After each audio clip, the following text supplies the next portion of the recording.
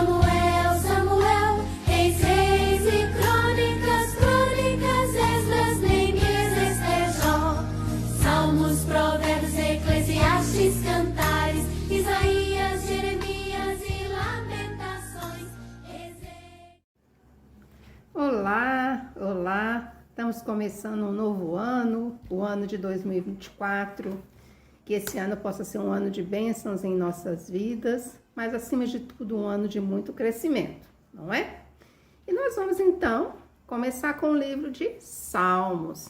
Durante o nosso período de recesso, de férias, eu lancei um desafio, né? E o desafio foi a leitura do livro de Salmos. E aí, você conseguiu ler? Você conseguiu chegar até o final desse livro? Se não, continue lendo. E hoje nós vamos, durante a nossa aula, ter algumas pinceladas, né, desse livro, que a gente vai estar sempre voltando nele.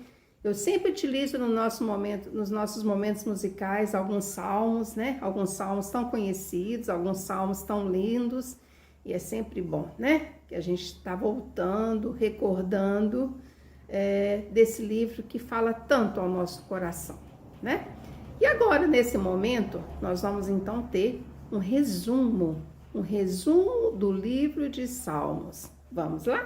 O livro dos Salmos é uma coleção de 150 antigos poemas hebraicos, canções e orações que vêm de todos os períodos diferentes da história de Israel. Muitos desses poemas estão relacionados com o rei Davi, 73 na verdade, e ele era conhecido como um poeta e arpista. Mas há muitos autores diferentes por trás desses poemas. Há os poemas de Asaf ou dos filhos de Corá, e alguns são de outros líderes de adoração no templo. Até mesmo Salomão e Moisés têm seus próprios poemas, e quase um terço deles são anônimos. Muitos desses poemas vieram a ser usados pelos coros que cantavam no templo de Israel, mas o livro dos Salmos não é um livro de hinos. Em algum momento no período após o exílio de Israel na Babilônia, esses antigos poemas foram reunidos e intencionalmente organizados no livro dos Salmos antes de nós. E ele tem um conceito muito original e uma mensagem que você não vai notar a menos que leia do início ao fim. Para ver como o livro de Salmos é projetado, é muito mais útil começar do final. O livro conclui com 5 poemas de louvor ao Deus de Israel. E cada um começa e termina com a palavra Aleluia, que é hebraico para uma ordem, para dizer a um grupo de pessoas para louvar a Yah, que é a abreviação do nome divino Yahvé. Esse é um ótimo arranjo de 5 partes e parece que alguém está nos dando uma conclusão para o livro. Por isso a pergunta: o livro tem algum outro sinal de conceito intencional? Se prestar atenção aos títulos dos poemas, você notará que em 5 lugares os tradutores da Bíblia colocaram os títulos Livro 1, Livro 2, Livro 3, Livros 4 e 5 em vários pontos. E isso divide o livro em 5 grandes seções. A razão para isso é que o poema final de cada uma dessas seções tem um final muito semelhante que parece uma adição editorial. Diz algo assim: que o Senhor, o Deus de Israel, seja abençoado para todo sempre. Amém e amém. Então, o livro tem uma conclusão. Ele tem uma organização interna em 5 partes principais. E então, o lugar natural para irmos a partir daqui é para o começo procurando uma introdução. E o que encontramos? Salmos 1 e 2, que estão fora do livro 1, porque a maioria dos poemas do livro 1 está ligada a Davi, exceto os Salmos 1 e 2, que são anônimos. Salmo 1 celebra como uma pessoa que medita na Torá é abençoada, lendo-a em oração dia e noite e depois a obedecendo. A palavra Torá significa simplesmente ensinar, e mais especificamente se refere aos 5 livros de Moisés que iniciam o Antigo Testamento. E aqui, na verdade, a palavra parece ser usada com os 2 significados em mente, o que explica porque ela tem 5 partes principais. O livro dos Salmos está sendo oferecido como uma nova Torá, que ensina ao povo de Deus a prática da oração ao longo da vida, enquanto se esforçam para obedecer aos mandamentos de Deus dados na primeira Torá. O Salmo 2 é uma reflexão poética sobre a promessa de Deus ao rei Davi, de 2 Samuel capítulo 7, que um dia um rei messiânico viria e estabeleceria o reino de Deus sobre o mundo, derrotaria o mal e a rebelião entre a nação. O Salmo 2 conclui dizendo que todos os que se refugiam no rei messiânico serão abençoados, precisamente a palavra usada para abrir o Salmo 1.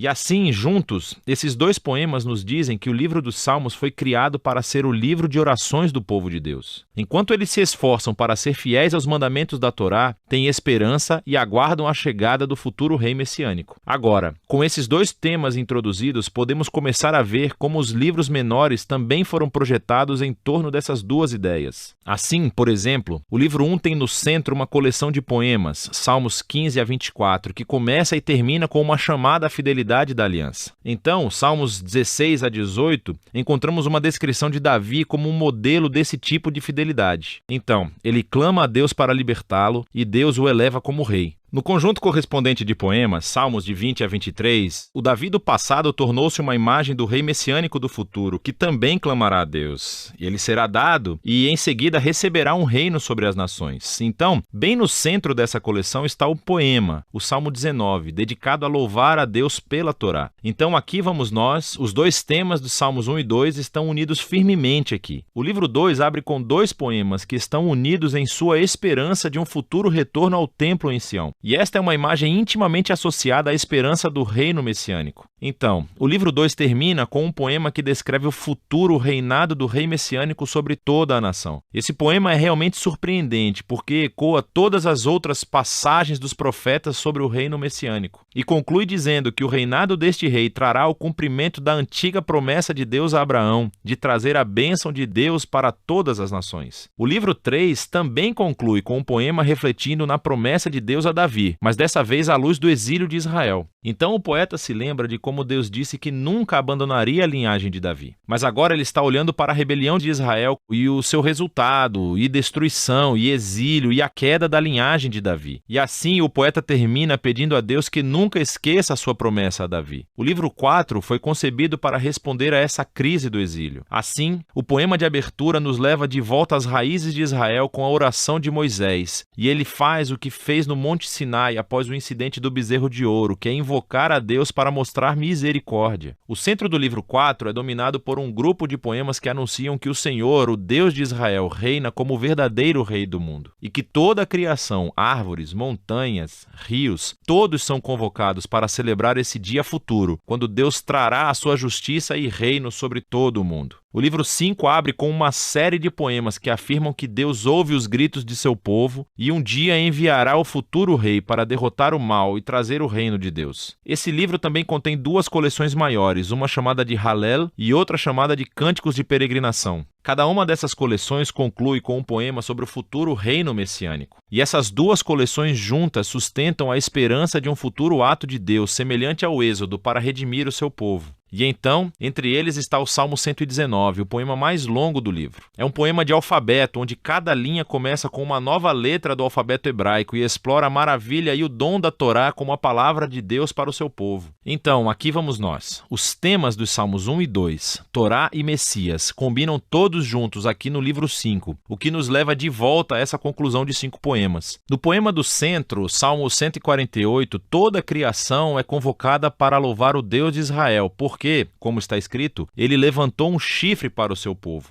O chifre aqui é uma metáfora do chifre de um touro erguido em vitória, e essa imagem ecoa de volta a mesma imagem usada na canção de Ana para o capítulo 2 de 1 Samuel, mas também para o Salmo 132 anterior. O chifre é um símbolo para o futuro rei messiânico e a sua vitória sobre o mal é uma conclusão apropriada para esse livro incrível. Aqui está mais uma coisa que você provavelmente não notará se não ler esse livro em ordem. Há muitos tipos diferentes de poemas no livro dos Salmos, mas todos basicamente se enquadram em duas grandes categorias: poemas de lamentação ou poemas de louvor. Poemas de lamentação expressam dor, confusão e raiva sobre quão horrível o mundo é e quão horríveis são as coisas que estão acontecendo com o poeta. E assim, esses poemas chamam a atenção para o que há de errado no mundo e pedem a Deus para fazer algo sobre isso. Há muitos deles no livro, o que nos diz algo importante, que a lamentação é uma resposta apropriada ao mal que vemos em nosso mundo. Mas o que você notará é que os poemas de lamento predominam no início do livro, nos livros de 1 a 3. Mas preste atenção, pois você também verá poemas de louvor ocasionalmente. Os poemas de louvor são poemas de alegria e celebração, e chamam a atenção para o que é bom no mundo e recontam as histórias daquilo que Deus fez em nossas vidas e agradecem a Deus por isso. Nos livros 4 e 5, você notará que os poemas de louvor chegam a superar os poemas de lamentação. E tudo culmina nessa conclusão de aleluia em 5 partes. Então, essa mudança de lamentação para louvor é profunda e nos diz algo sobre a natureza da oração, à medida que esperamos pelo reino messiânico, como o livro nos ensina a fazer.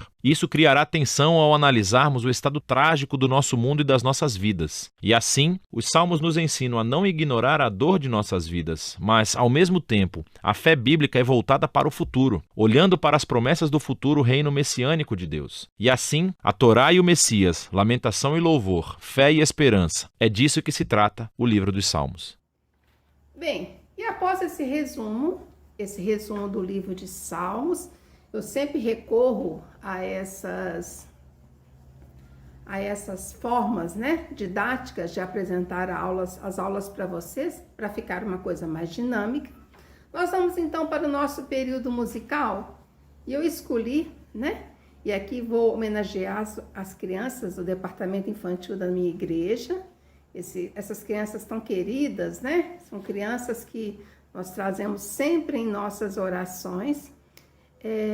A nossa música é o Salmo 150, e um salmo, né? Que apesar de estar todo voltado para as crianças, ele também fala aos nossos corações. Então vamos lá? Vamos ouvir o Salmo 150?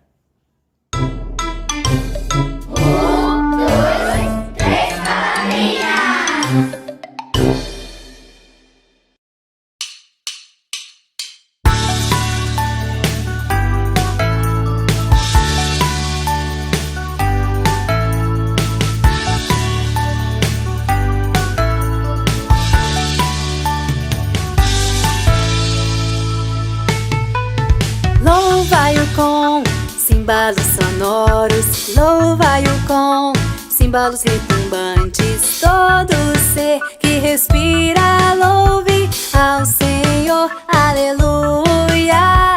Louva-o com cimbalos sonoros, louva-o com cimbalos retumbantes. Todo ser que respira, louve ao Senhor, aleluia.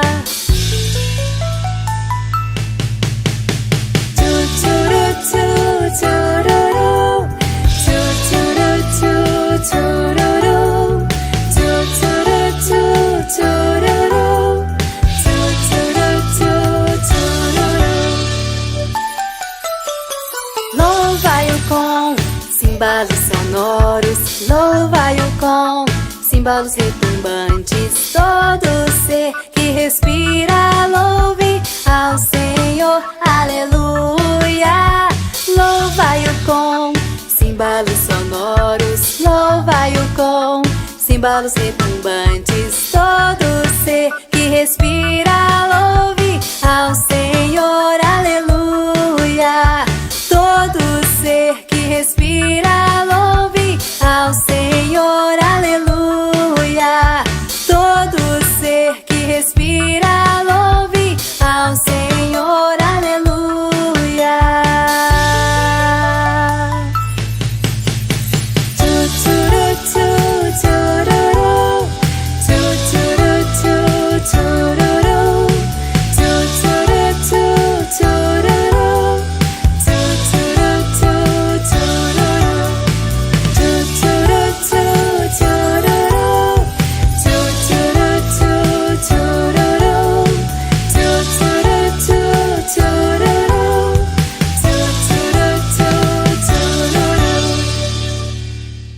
Bem, e no nosso momento de oração, e nesse momento tão especial da nossa EBD, esse momento em que a gente separa com todo carinho, nós vamos agradecer a Deus.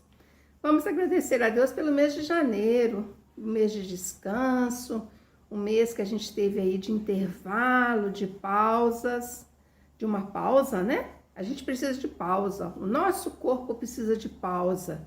E para a gente retomar as nossas atividades, para a gente retomar aí as nossas aulas. E agora, meus queridos, vamos orar pelo nosso Brasil. O nosso Brasil que tem que estar sempre no nosso clamor. Vamos orar pelo nosso presidente, pelas pessoas que ocupam cargos, os nossos líderes, pessoas que estão aí, né, sempre tomando decisões que nos atingem profundamente, para que Deus possa estar abençoando a cada um deles. E vamos orar pelos nossos missionários. Nós temos missionários na nossa igreja. Nós temos aqui na cidade de Paracatu, o Daniel e a Magda e essa família tão bonita, né? E Paracatu, que é um desafio. Vamos estar sempre intercedendo pelo Daniel e pela Magda. Vamos orar pelo projeto Cristolândia em São Paulo, que é o Tiago e aquela família bonita. E pela Ana Paula, que está lá em Manaus, naquele projeto muito bonito, né? Ela e a família dela. Queridos, vamos interceder, vamos orar pelas nossas crianças, pelo nosso futuro, para que Deus possa abençoá-las, os seus pais, para que os pais possam ter sabedoria em educá-las e para que outras crianças possam vir fazer parte do nosso departamento infantil. E vamos orar pelas professoras, pelas pessoas que estão ali, né, auxiliando, coordenando, né, ajudando nesse projeto, nesse trabalho que é tão importante na nossa igreja. E vamos orar, meus queridos, pelos nossos idosos, pelos nossos enfermos, esse grupo que a gente tem que ter um carinho muito grande, um carinho especial, pessoas que muitas vezes estão impossibilitadas de igreja, mas que elas estão sempre aí, né, recebendo o nosso carinho, o nosso afeto.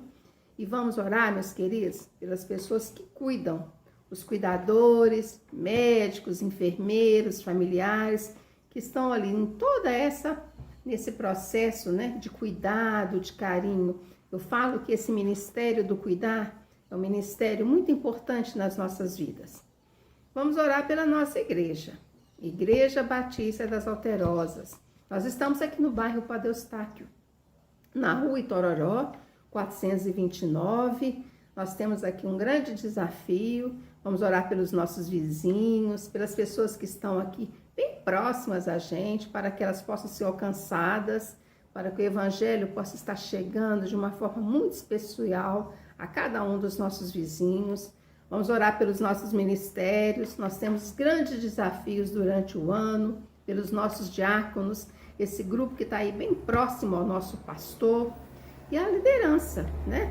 Nós estamos começando um novo ano e aí nós temos realmente muitas coisas a serem feitas para que Deus possa estar abençoando a cada um de nós. Vamos orar, meus queridos, pelos nossos dízimos e ofertas, pelas pessoas que estão dizimando, ofertando e aquelas pessoas que por um acaso ainda não estão fazendo, para que elas possam ter oportunidade de fazer um tempo bem oportuno. Vamos orar pelo nosso tesoureiro, né? Ele ocupa um cargo tão importante, a Comissão de Finanças, para que Deus esteja abençoando nesse trabalho, que seja feita de uma forma muito transparente, né? E que eles realmente possam sentir muito prazer nesse trabalho que eles estão fazendo. Um trabalho tão importante, principalmente nesse momento que a gente está vivendo em nossa igreja. Vamos orar pelo nosso pastor Valquimar. Ele, a sua esposa, a Lídia, a Laís e o Saulo, para que Deus esteja abençoando essa família, cuidando da saúde, dos seus afazeres, né? Que eles se sintam muito bem em nosso meio, sempre tratados com muito carinho, né? E vamos orar, meus queridos, pela construção. Nós estamos num processo aí de construção, as coisas estão um pouco fora do lugar, né? Mas isso tudo é necessário para que Deus esteja abençoando essa construção, todos os profissionais envolvidos, para que Deus esteja abençoando a cada um deles e tudo seja feito para a honra e glória do nosso Deus. E vamos orar pelos nossos adolescentes e jovens da nossa igreja, para que essas pessoas, né, estejam aí no caminho, né, com a leitura da Bíblia, que eles se sintam realmente confortáveis em nossa igreja, sendo bem acolhidos e que a gente possa continuar juntos nessa grande jornada.